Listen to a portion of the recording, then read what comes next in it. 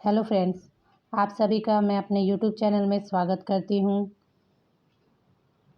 मैंने पिछली वीडियो में जो है प्रश्न निर्माण का टॉपिक शुरू किया था और उसमें प्रथमा, द्वितीय, तृतीय, चतुर्थी, पंचमी, षष्ठी, सप्तमी और कुत्र वाला सेक्शन करवा चुकी हूँ और अब मैं अव्यय वाला पोर्शन करवाऊँगी कि प्रश्न निर्माण में इसकी क्या भूमिका होती है।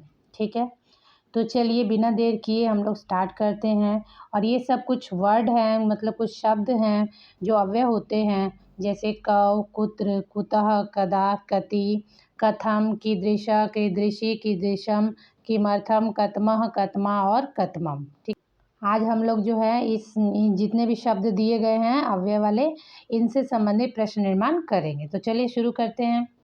बहुत आसानी से मैं आप सबको समझाऊंगी, इसके लिए आप लोग को पूरा वीडियो अच्छे से देखना होगा अंत तक, ताकि आप लोग को सब चीज़ बहुत आसानी से समझ में आ जाए।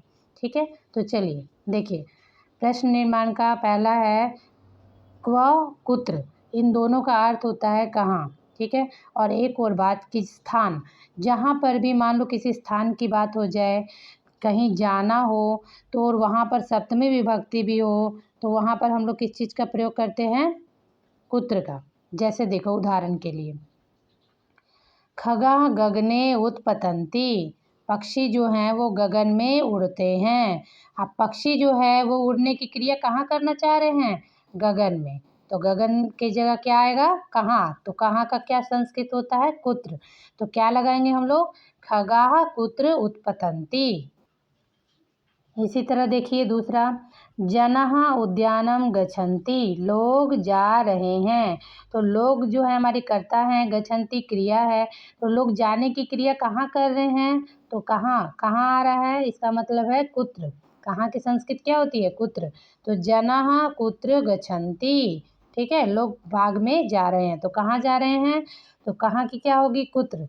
ठीक है, तीसरा देखो, भक्ताः देवालयम गच्छन्ति, भक्त जो हैं वो मंदिर जा रहे हैं। तो भक्त यहाँ पर क्या प्रश्न उठता है, कहाँ जा रहे हैं, तो क्या होगा, कुत्र होगा। ठीक है, अब आगे देखिए दूसरा पॉइंट, कुतः। कुतः का होता है कहाँ से, तो जहाँ से वस्तु अलग होती है। तो अलग होने में क्या होता है, पंचमी विभक्ति होती है। ठीक है, तो जहाँ पर हम लोग को पंचमी विभक्ति भी देखने को मिल जाएगी, वहाँ पर हम लोग कुतः लगाएंगे। ठीक है, जैसे देखो, बालकाः विद्यालयात् आगच्छन्ति, बच्चे जो है वो आ रहे हैं। कहाँ से आ रहे हैं, तो यहाँ क्वेश्चन उठ रहा है ना कि कहाँ से आ रहे हैं, तो विद्यालय से आ रहे हैं, तो हम लोग क्या लगाएंगे, कहाँ की, कुतः। ठीक है, तो बालकाः कुतः आगच्छन्ति। दूसरा देखो, सीता ग्रामात् आगच्छति, सीता जो है वो गांव से आती है। तो कहाँ से आ रही है, तो कहाँ की क्या संस्कृत होगी, कुतः। तो सीता कुतः आगच्छति। ठीक है, अगला देखिए तीसरा पॉइंट, स नगरात् आगच्छति, वह नगर से आता है। कहाँ से आता है, तो कहाँ की क्या संस्कृत होती है, कुतः। तो क्या लगाएंगे हम लोग, कुतः आगच्छति, स कुतः आगच्छति। ठीक है, देखिए तीसरा पॉइंट, कदा। कदा का अर्थ होता है कब। ठीक है, और समय, यानी कि समय जहाँ पर भी दिखाई देगा वहाँ पर हम लोग कदा का प्रयोग करेंगे। समय में जैसे मान लो प्रातः, सायं, सप्तवादने, अष्टवादने, नववादने। ठीक है, स्व आ जाएगा, है आ जाएगा, या फिर कोई अवस्था आएगी, जैसे शैशव अवस्था, बाल्य अवस्था, यौवन अवस्था, या फिर जो हम लोग का बुढ़ापा होता है। ठीक है, जैसे देखो उदाहरण के लिए, पहला है रामः पंचवादने उत्तिष्ठति, राम जो है वो 5 बजे उठता है। तो यहाँ पर समय का पता चल रहा है, तो कितने बजे, तो यहाँ पर समय आ गया, तो क्या लिखेंगे, कदा लिखेंगे। ठीक है, कब, कब उठता है, तो कब की क्या संस्कृत होती है, कदा। तो रामः कदा उत्तिष्ठति। दूसरा देखो, सीता प्रातः भ्रमणाय गच्छति, सीता जो है वो प्रातः घूमने के लिए जाती है। तो कब जाती है, तो कब की संस्कृत क्या होती है, कदा। तो सीता कदा भ्रमणाय गच्छति। ठीक है, अगला देखो, कालिदासः शैशवे मूर्खः आसीत्, कालिदास जो है वो बचपन यानी कि बाल्यावस्था से, सॉरी शैशव अवस्था से ही मूर्ख थे। कौन सी अवस्था से थे, तो यहाँ पर क्या आएगा, कदा आएगा। ठीक है, तो यानी समय का बोध हो रहा है, तो क्या लिखेंगे हम लोग, कालिदासः कदा मूर्खः आसीत्। अब देखिए कति। कति होता है कितने, कितने हम लोग बहुवचन में ही प्रयोग करते हैं और ये संख्या है। ठीक है, देखिए संख्या के लिए प्रयोग की जाती है। जहाँ पर हम लोग संख्या नज़र आएगी वहाँ पर हम लोग कति का प्रयोग करेंगे। जैसे देखिए गृहे पंच जना संति। अब देखो संति आया यानी कि बहुवचन है, तो बहुवचन में एक तो ऐसे भी दिख रहा है हम लोग को और संख्या भी दिख रही है, तो क्या लगाएंगे हम लोग कति। तो गृहे यानी घर में 5 लोग हैं, तो गृहे कति जना संति। ठीक है, अगला देखो वर्षे षड् ऋतवः भवन्ति। वर्ष में 6 ऋतुएं होती हैं। अब षड् भी गिनती की संख्या है, तो हम लोग गिनती की संख्या की जगह पर क्या लगा देंगे कति। तो वर्षे कति ऋतवः भवन्ति। अगला देखो पांडवा पंच आसन। पांडव 5 थे, तो पंच माने 5 और 5 संख्या है, तो इसकी जगह हम लोग क्या लगाएंगे कति। तो पांडवा कति आसन। देखो बच्चों अगला 5वां कथम। कथम का अर्थ होता है कैसे। ठीक है, और ये कहाँ प्रयोग किया जाता है, क्रिया विशेषण और क्रिया के साथ। जैसे मान लो मृगः तीव्रम धावति। ठीक है, अगर हम लोग बोलते हैं कि मृगा धावति, हिरन दौड़ता है। ठीक है, तो ये तो क्रिया कर रहा है खाली दौड़ने की, लेकिन विशेषण कब हो गया कि वो तीव्रम यानी कि तेज दौड़ता है। ठीक है, तो ये इसके साथ क्या लगेगा कथम। ठीक है, जैसे देखो कैसे दौड़ता है वो, यानी कि तेज दौड़ता है, तो मृगा कथम धावति। अगला देखो रामः बस यानेन नगरम गच्छति। राम बस से नगर को जाता है। ठीक है, तो हम लोग ऐसे ही पूछेंगे ना कि राम कहाँ जा रहा है। ठीक है, कैसे जाता है, नगर को तो जा रहा है लेकिन किसके द्वारा, कैसे जाता है। ठीक है, यानी कैसे जाता है, तो उसका आंसर क्या होगा कैसे का कथम। तो रामः कथम नगरम गच्छति। अगला देखो सीता मंदम मंदम विहसति। सीता जो है वो धीरे धीरे हंसती है। सीता हंसती है लेकिन कैसे हंसती है, धीरे धीरे।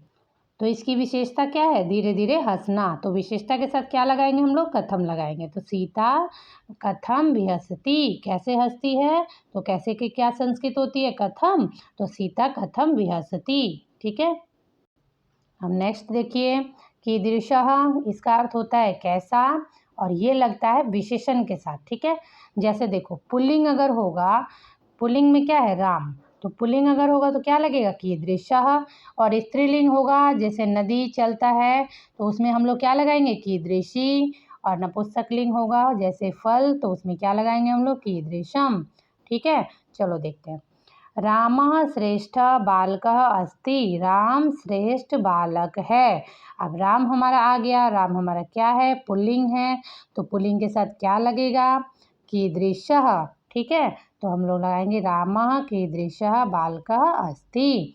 अगला देखो सीता योग्या बालिका अस्ति। सीता जो है वो योग्य बालिका है। अब सीता आ गया, सीता हमारा क्या है स्त्रीलिंग, तो स्त्रीलिंग के साथ क्या लगाएंगे हम लोग कीदृशी। अगला देखो इदम आम्रम मधुरम अस्ति। यह आम मीठा है। तो यह आम कैसा, आम क्या हुआ हमारा नपुंसकलिंग। नपुंसकलिंग के साथ क्या आता है कीदृशम, तो क्या लगेगा इदम कीदृशम मधुरम अस्ति। अब देखो बच्चों किमर्थम। किमर्थम होता है किस लिए और क्यों, और यहाँ अर्थम भी अगर आता है कहीं पे दिखाई देता है, या फिर चतुर्थी विभक्ति या फिर तुमुन प्रत्यय दिखाई दे, तो हम लोग किमर्थम का प्रयोग करते हैं। जैसे देखो उदाहरण के लिए रामः अध्ययनार्थम विद्यालयम गच्छति। राम अध्ययन के लिए विद्यालय जाता है। एक तो यहाँ पता चल रहा है कि चतुर्थी विभक्ति है, दूसरा देखो अध्ययन प्लस अर्थम। यहाँ पे अर्थम न समझ में आ रहा है तो क्या लगेगा किमर्थम। तो राम किस लिए जाता है विद्यालय, तो किस लिए का क्या होता है संस्कृत किमर्थम। रामः किमर्थम विद्यालयम गच्छति। नेक्स्ट देखो सीता पठितुम विद्यालयम गच्छति। सीता पढ़ने के लिए विद्यालय जाती है। अब यहाँ पर देखो तुमुन प्रत्यय आ गया है पठितुम। ठीक है, तो यहाँ पर हम लोग क्या प्रयोग करेंगे, किस लिए जा रही है, पढ़ने के लिए जा रही है, तो किस लिए का क्या होता है संस्कृत किमर्थम। तो सीता किमर्थम विद्यालयम गच्छति। अगला देखो बालकाः क्रीडनाय क्रीड़ा क्षेत्रम गच्छन्ति। बालक जो है वो क्रीड़ा क्षेत्र यानी कि खेलने के मैदान में जा रहे हैं। अपनी क्रिया तो कर रहे हैं जाने की, कहाँ खेल के मैदान में, लेकिन खेल के मैदान में किस लिए जा रहे हैं, क्वेश्चन क्या उठता है किस लिए, तो खेलने के लिए। तो क्या आएगा किस लिए का किमर्थम, तो क्या लिखेंगे बालकाः किमर्थम क्रीड़ा क्षेत्रम गच्छन्ति। अगला देखो, जना भ्रमणाय उद्यानम गच्छन्ति, लोग घूमने के लिए बाग में जाते हैं। तो लोग जो है वो बाग में जा रहे हैं, लेकिन क्या अपने जाने की क्रिया कहाँ कर रहे हैं? बाग में। लेकिन बाग में किस लिए जा रहे हैं? तो घूमने के लिए। तो किस लिए का क्या हुआ? किमर्थम। अगर यहाँ उद्यानम है, जैसे उद्यानम के नीचे अंडरलाइन होगा तो बाग में जा रहे हैं, ठीक है। तो हम लोग वहाँ पर क्या करेंगे? तो वहाँ स्थान आ गया ना। अगर वो चीज़ होता है उद्यानम के नीचे अंडरलाइन होता तो हम लोग स्थान को देख के कुत्र लगा देते, ठीक है। अगला देखो, ये तो हो गया। अब अगला देखिए, कतमः। कतमा होता है कौन सा। अब देखिए इसमें क्या क्या है। पूर्णार्थक संख्या अगर नज़र आती है कहीं पे, ठीक है, तो वहाँ पर हम लोग कतम का प्रयोग करेंगे। या देखिए पुल्लिंग, पुल्लिंग में क्या होगा? कतमः। स्त्रीलिंग में होगा कतमा, नपुंसकलिंग में होगा कतमम, ठीक है। जैसे देखो, जवाहरलाल नेहरू प्रथम प्रधानमंत्री आसीत। अब जवाहरलाल नेहरू कौन से प्रधानमंत्री थे? अब प्रथम जो है हमारी क्या है? संख्या है, ठीक है। तो संख्या को देख के हम लोग क्या लगाएंगे? कतमा, ठीक है। और एक जवाहरलाल नेहरू जो है वो पुल्लिंग भी है। दूसरा देखो, प्रथमम संख्या है, बालकम पुल्लिंग है, आन्यः प्रथम बालक को लाओ। तो हम लोग प्रथमा संख्या को देख के और पुल्लिंग को देख के क्या लगाएंगे? कतमम लगा देंगे, ठीक है। सॉरी बच्चों, देखो प्रथम जो था वो संख्या तो है, लेकिन संख्या क्या है? नपुंसकलिंग में गिनती आएगा ना, इसलिए हम लोग यहाँ पर कतमम लगाएंगे, ठीक है, कि कौन से बालक को लाए। अगला देखो, सा महाराष्ट्रस्य प्रथमा महिला शिक्षिका आसीत। वह महाराष्ट्र की प्रथम महिला शिक्षिका थी। तो वह महाराष्ट्र की कौन सी महिला थी? ठीक है, तो कौन सी के हम लोग क्या लगाएंगे? मतलब कैसी महिला थी, ठीक है, मतलब कौन सी महिला थी। तो कौन सी महिला थी? वो प्रथमा थी, ठीक है। अब प्रथमा जो है हमारा क्या है? संख्या है, और महिला आ गया तो महिला हमारी क्या है? स्त्रीलिंग है, तो हम लोग क्या लगाएंगे? कतमा लगाएंगे। तो सा महाराष्ट्र से कतमा महिला शिक्षिका आसीत। अगला देखो, प्रथमम फलम अस्ति, पहला फल है। तो कौन सा फल है? तो प्रथमम संख्या है, ठीक है, और नपुंसकलिंग है, फल भी नपुंसकलिंग है, तो हम लोग क्या लगा देंगे? कतमम, ठीक है। तो आई होप मेरा ये वीडियो आप सबको पसंद आया होगा। अगर पसंद आए तो ज़्यादा से ज़्यादा लाइक करें, शेयर करें और सब्सक्राइब करें और कमेंट भी करें, ताकि हमें जो है वो मोटिवेशन मिलता रहे और हम आपके लिए ऐसे ही वीडियो बनाते रहें। Thank you for watching me. Bye bye, मिलते हैं नेक्स्ट वीडियो में। अब हमारा प्रश्न निर्माण का जो है टॉपिक वो ख़त्म होता है। आशा करती हूँ आप सबको अच्छे से समझ में आया होगा। Thank you.